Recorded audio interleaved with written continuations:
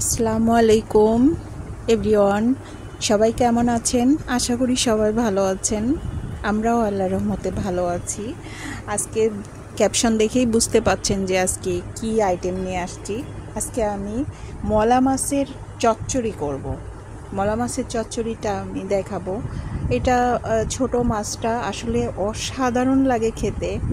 আমার তো মনে হয় এমন কোনো মানুষ নেই যে আসলে এরকম ছোট মাছ খেতে পছন্দ করে না, এমন মানুষ খুব কমই আছে। তো আমরা সাধারণত এই মাছটা তো ভাজা যায় না, বা আমরা বড় মাছ যেভাবে রান্না করি ওভাবেও রান্না করা যায় না। তো আমরা সাধারণত হাতে মেখেই রান্না করি।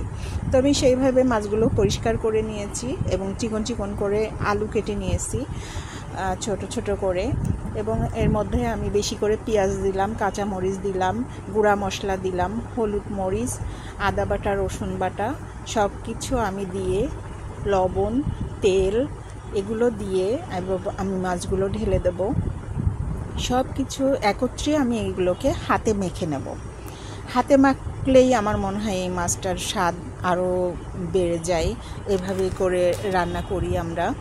তো এভাবে করে রান্না করলেই দেখতে পাচ্ছেন আমি সব কিছু একসাথে হাতে মেখে নিয়েছি।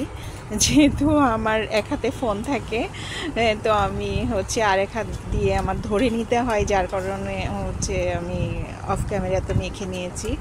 এভাবে করে আমি ঝোলে পানি দিয়ে আমি পুরো মাছটা কিন্তু এভাবে করে যখন হয়ে আসবে তখন আবার ধনিয়া পাতা দিয়ে নেব। আসসালামু আলাইকুম সবাইকে।